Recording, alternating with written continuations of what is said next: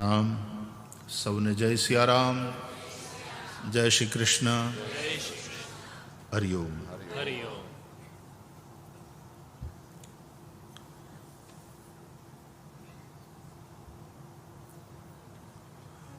શરીરને ખોરાકની જરૂર પડે છે. પાણી વગર જીવાતું નથી અને પ્રાણવાયુ ઓક્સિજન વિના રહેવાતું નથી. ખાવું પીવું શ્વાસ લેવું આ કોઈ હોબીની વાત નથી, એ જીવનની અનિવાર્યતા છે. એમ જ્યારે આપણને એમ લાગશે કે સત્સંગ એ શોખની વાત નથી, એ જીવનની અનિવાર્યતા છે, ત્યારે સત્સંગનો મહિમા સમજાશે. કથામાં આવતા હોય એમ કે અમને કથાનો સાંભળવાનો બહુ શોખ, ન આવતા હોય એ લોકો ઘણીવાર એવું કે અમે એ બધામાં નથી માનતા. તમે કોઈ દિવસ એવું કીધું કે અમે રોટલીમાં નથી માનતા, અમે પાણીમાં નથી માનતા, શ્વાસ લેવાની અમને હોબી નહીં, અમને શોખ નહીં? આવું ક્યારેય અને એવું બોલે તો એ બેવકૂફ ગણાય. વાલા, સત્સંગ આપણા માટે અનિવાર્યતા છે. કરહી સદા સત્સંગ, તુલસીદાસજી કહે છે. આ સદા શબ્દ શું કામ લગાડ્યો હશે? અરે અન્નની બાબતમાં તો કદાચ તમે ક્યારેક નકોરડો ઉપવાસ કરો, એકાદશીનું વ્રત હોય, અમે કાંઈ નથી ખાતા,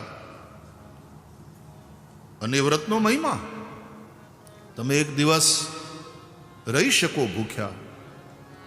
ક્યારેક કદાચ કોઈ એવી પરિસ્થિતિમાં તમે ફસાયા હોય તો થોડા દિવસ પણ અન્ન વગર કાઢી નાખવા પડે. ધરતીકંપમાં ઘણીવાર જે લોકો નીચે દબાઈ ગયા હોય ને 3-3, 4-4 દિવસ પછી એ બહાર નીકળતા હોય છે, જીવી જતા હોય છે.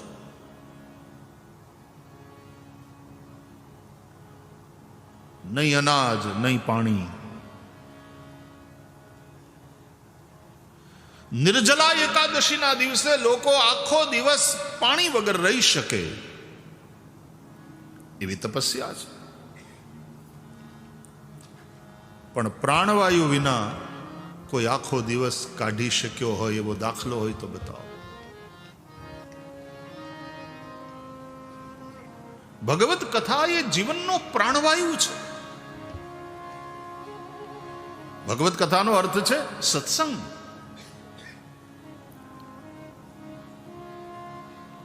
મનને સતત માંજતા રહેવું પડે છે, નહીં તો મન બગડે છે, અને મન બગડે જીવન બગડે. આપણે ત્યાં ગુજરાતમાં આપણે અમુક એવી સેઇંગ, એવી કહેવતો બનાવી છે. દાળ બગડે એનો દિવસ બગડે. ઘણા ચાના શોખીન હોય એ વળી જુદું કહે છે કે ચા બગડે તો એનો દિવસ, પણ દાળ બગડે એનો દિવસ બગડે, અથાણું બગડે એનું વરસ બગડે. પછીનું થોડું આકરું છે.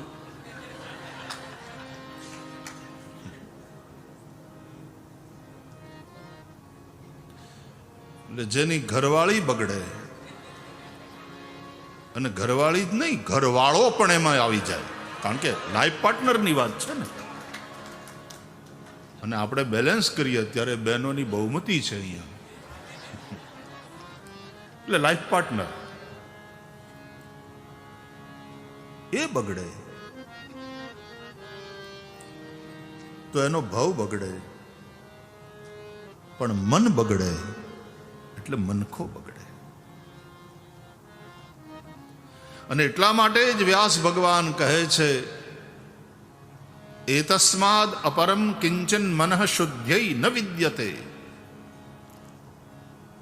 ભગવત કથા જેવું મનને શુદ્ધ કરનારું બીજું કોઈ સાધન નથી. મન બગડશે, તમારી ભાવનાઓ બગડશે. મનની હારોહાર બુદ્ધિ એને ટેકો આપશે અને એને ચડાવશે મનને, અને પછી કપટ કરતા શીખવાડશે. ઘણાય ખેલ કરીશું, આપણે આપણા ટ્રેપમાં અટવાતા જઈશું, મનની શાંતિ ગુમાવી દઈશું, સંબંધો બગડશે અને અંતે જીવન નરક જેવું થઈ જશે. સારા ખેલ મન કા હૈ. શાસ્ત્રો કહે છે, મન એવ મનુષ્યાણામ કારણમ બંધ મોક્ષયો. મનુષ્યના બંધન અને મનુષ્યની મુક્તિનું કારણ એનું મન જ છે. અને એટલા માટે ભગવદ્ ગીતામાં વિભૂતિ પોતાની કૈકેયીએ બતાવતા ભગવાન શ્રી કૃષ્ણ કહે છે, ઇન્દ્રિયાણામ મનશ્ચાસ્મિ.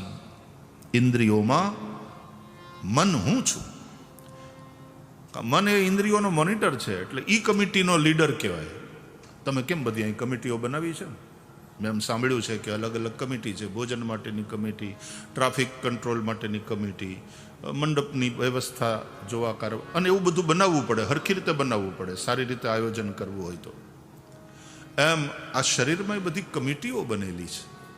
એમાં જે ઇન્દ્રિયો છે ને, એમાં 5 જ્ઞાનેન્દ્રિયો, 5 કર્મેન્દ્રિયો અને એનો મોનિટર એટલે મન.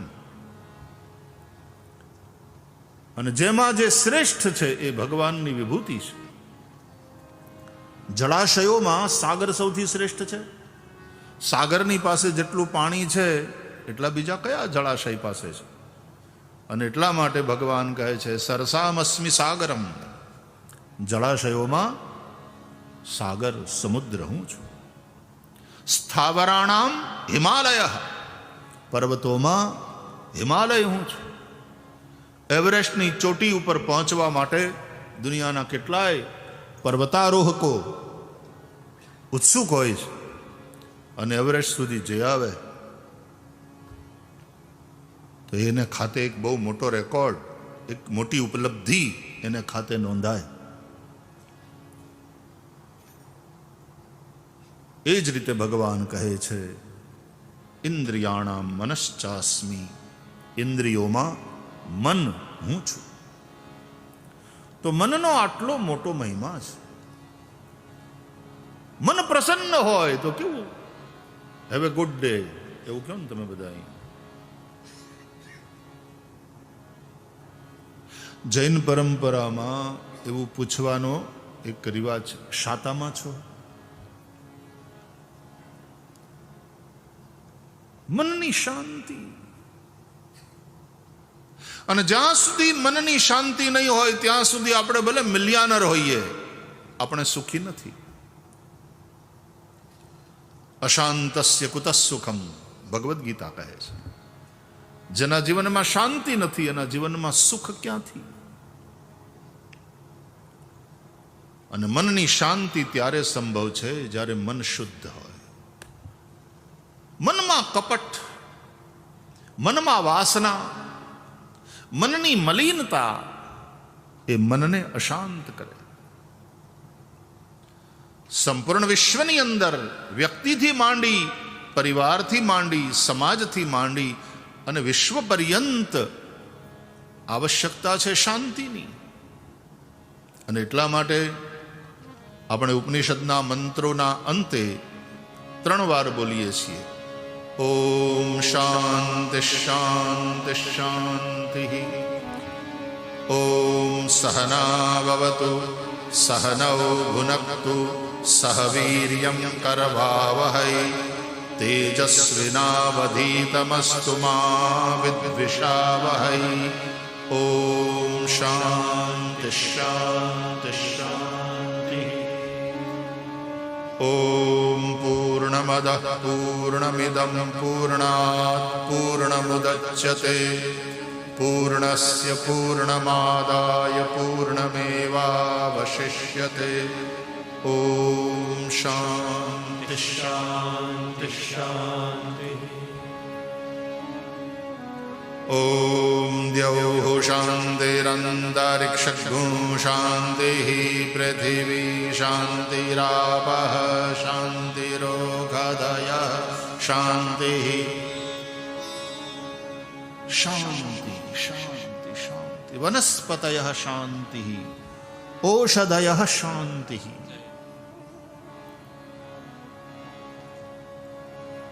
આકાશ શાંત થાઓ, અંતરિક્ષ શાંત થાઓ, પૃથ્વી શાંત થાઓ, વનસ્પતિ શાંત થાઓ, વાયુ શાંત હો, બધું જ શાંત હો. જ્યાં પણ અશાંતિ ઊભી થશે ત્યાં ઉપદ્રવ ઊભો થવાનો. અને એ ઉપદ્રવ, એ રાયટ્સ, તોફાન, તાની અશાંતિ ને. તમારું મન અશાંત હશે, તમારા મનમાં ચિંતા હશે, ખાયા પિયા લગેગા નહીં. મતલબ ભલે ને તમે ખાઓ, ખાધાનું લોહી ન થાય, તમારું શરીર દુબળું થતું જાય ચિંતાને કારણે. ચિતા તો ચિતા સમાન છે ને. ચિંતા અને ચિતા એક જ મીંડાનો ફેર છે. ચિતા અને ચિંતામાં ચિંતા, ફિકર. એટલા માટે આપણે આપણા સ્વજનની સાથે વાત કરીએ એટલે ફિકર નહીં કરતા, તમે કઈ ચિંતા નહીં કરતા, બધું બરાબર છે, બધું થઈ રહેશે, કોઈ ચિંતા નહીં. સતત આ વાત કરીએ, મતલબ મન ચિંતાથી રહિત હોય. ચિંતન કરો હરિનું, પણ મન ચિંતાથી રહિત. ચિંતા કાપિન કાર્યા નિવેદિતાત્મભિ કદાપિતિ ભગવાન અપી પુષ્ટિસ્થો ન કરિષ્યતિ લૌકી કિમ ચ ગતિમ. કિમ ચ ગતિમ. અને એટલા માટે વૈષ્ણવ ક્યારે ચિંતા ન કરે, ભક્ત છે ક્યારે ચિંતા ન કરે, એ ચિંતન કરે. કારણ કે ભક્ત એટલે વિશ્વાસ. બિનું વિશ્વાસ ભક્તિ નહીં. અને વિશ્વાસ હોય, ભરોસો હોય ભગવાનમાં, શાની ચિંતા? ચિત્ત તું શિદને ચિંતા ધરે, કૃષ્ણને કરવું હોય તે કરે. આ ભરોસાનું નામ ભક્તિ છે. તો ચિંતા નહીં. મન ચિંતાથી મુક્ત થાય, મન અશાંતિથી દૂર રહે, મનમાં શાંતિ હોય, મનમાં મલિનતા ન હોય. એ માટે સંપૂર્ણ કોન્સન્ટ્રેટ કરી વાતને મન ઉપર, કે આ મન શુદ્ધ થવું જોઈએ, આ મનની મલિનતા દૂર થવી જોઈએ. અને વ્યાસ ભગવાન કહે છે કે મનની મલિનતાને દૂર કરવા માટે ભગવાનની કથા એ સૌથી શ્રેષ્ઠ સાધન છે. એકવાર મલિનતા દૂર થઈ ગઈ એટલે પછી કથાની જરૂર નહીં એમ નહીં. સદા સેવ્યા શ્રીમદ ભાગવતી કથા, એવું કહ્યું છે વ્યાસજીએ. અમુક તમારે લાઈફ સેવિંગ ડ્રગ્સ હોય, મેડિસિન હોય, તો એ લેવી જ પડે જ ને, જિંદગી ભર લેવાની હોય.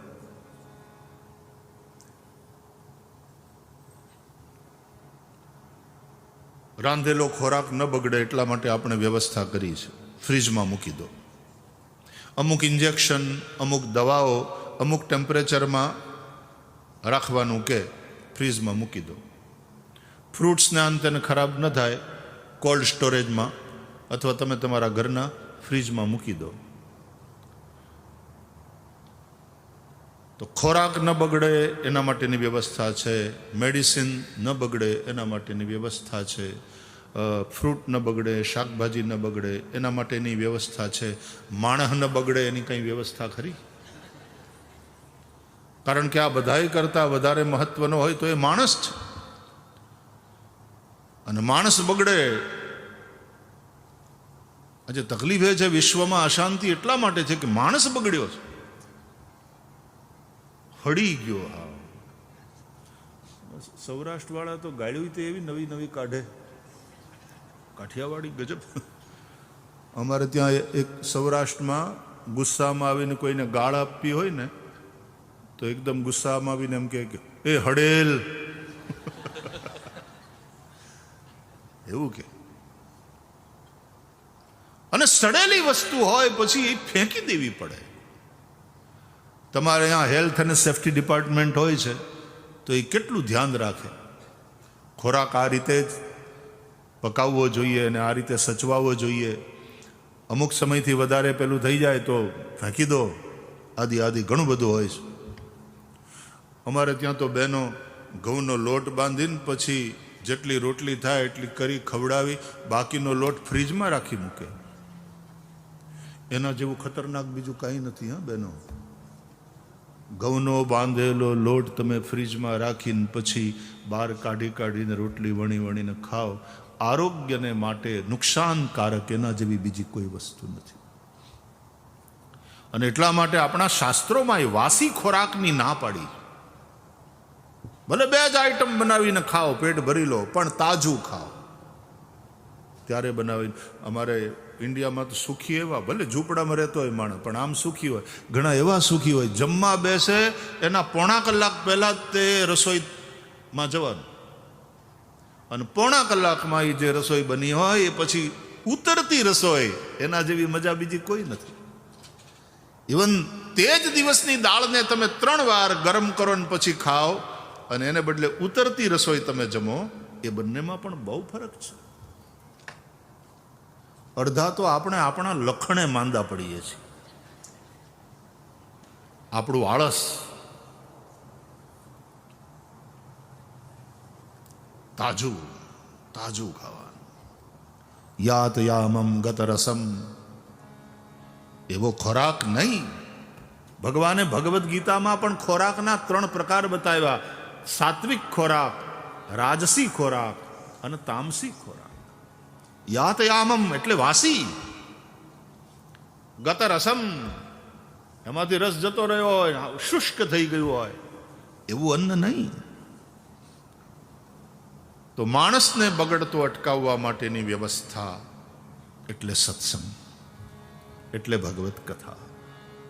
માટે સદા સેવ્યા.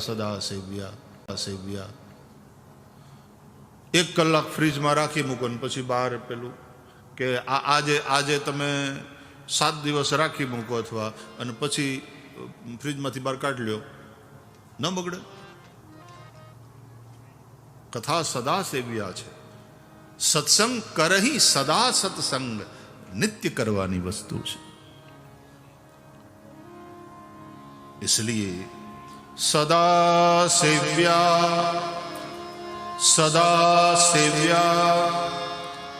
श्रीमद् भागवती कथा यस्या स्मरणमा.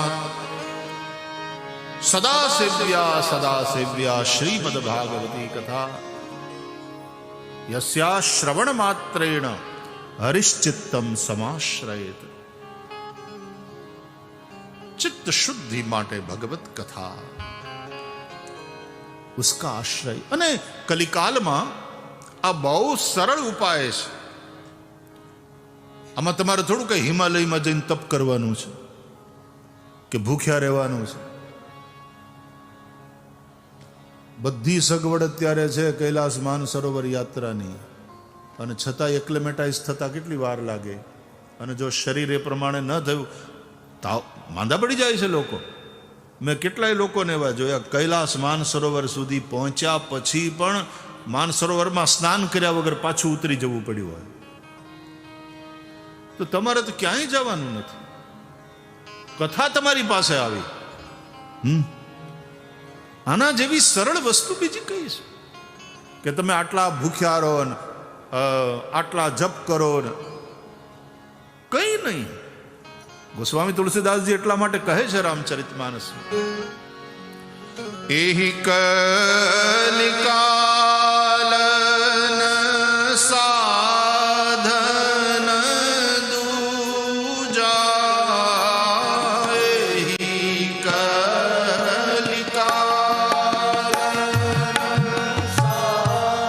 सब गाइए।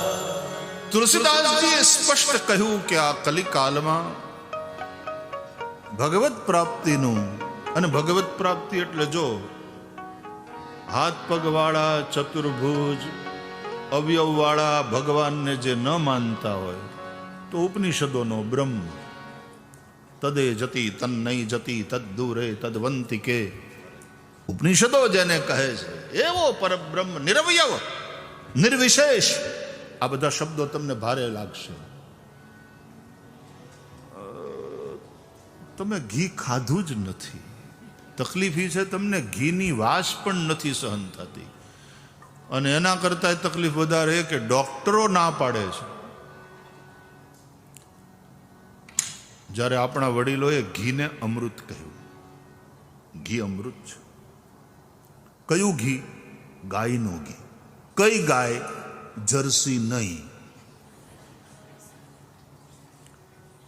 વેદ લક્ષણા દેશી ભારતની પરંપરાની એ નસ્લની જે ગાય છે એ ગાય અમારી પાસે સાંદીપનીમાં 300 કરતાં વધારે ગીર નસ્લની પ્યોર ગીર એ ગાયો છે,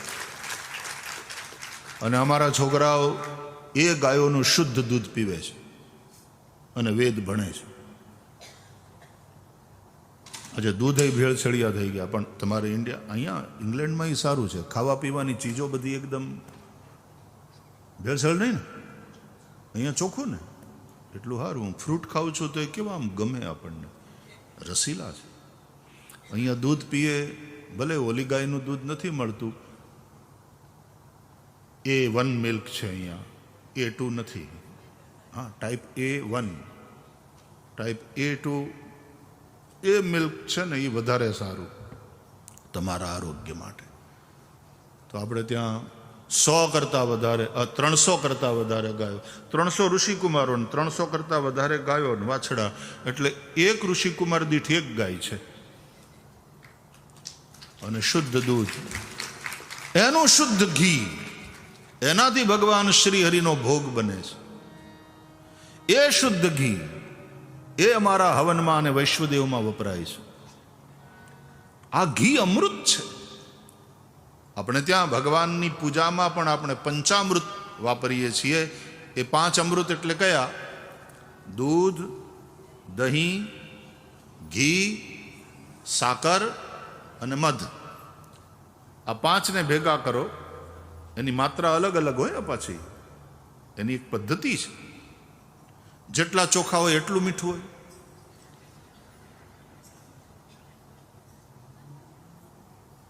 ખીચડી બનાવવાની હોય તો 1/2 કિલો ચોખા, 1/2 કિલો મગ અને 1/2 કિલો મીઠું નાખો, 1/2 કિલો હળદર નાખો.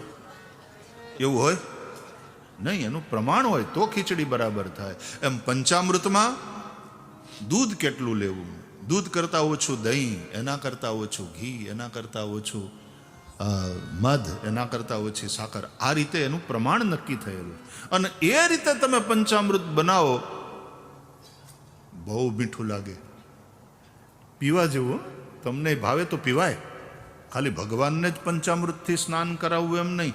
હાવ હાચું કહું ને, જો તમને પરવડે અને તમને ગમે તો તમે પંચામૃતથી સ્નાન કરી શકો. રિયલી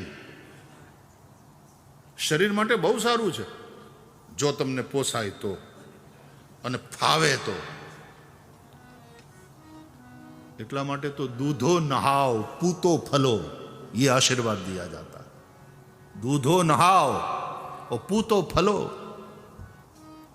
दूधो नहाव, दूधથી માણસ ક્યારે નહાય? બહુ પૈસા હોય, ભગવાનની ખૂબ દયા હોય, ખૂબ સમૃદ્ધિ હોય. ઓ પૂતો ફલો યાને વંશવૃદ્ધિ. તમારે ત્યાં દીકરા હોય, એને ત્યાં દીકરા હોય, અને આ રીતે જેમ ઝાડવાને ફળ લાગે ને, એમ તમારા વંશને એને ફળ લાગતા જાય. દૂધો નહાવ પૂતો ફલો. તો જો ફાવે તો તમે દૂધથી સ્નાન કરી શકો. દૂધથી સ્નાન કર્યા પછી પાછો એક ચોખ્ખો શાવર લઈ લેવો, ચોખ્ખા પાણીનો. પછી દહીં નાખવું, માથાથી લઈ આખા શરીરે ચોળવું. આમ સિરિયસ, હા, હસવાની વાત નથી. આ તમે કલ્પના વહી ગઈ છે. ભગવાનને જેનાથી નવડાવી એનાથી આપણે પણ નાહી શકીએ. દહીં તમે માથામાં નાખો, વાળમાં ખોડો થાય તો કહેજો, ડેન્ડ્રફ વયો જાય. એટલે પછી દહીંથી નાહે અને પાછા શુદ્ધ પાણીથી દધિ સ્નાનમ સમર્પયામી, દધિ સ્નાનાંતે શુદ્ધોદક સ્નાનમ સમર્પયામી.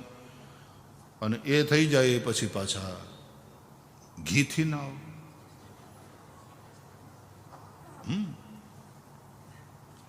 ડરો નહીં, એમાં કંઈ ગંધાશો નહીં તમે.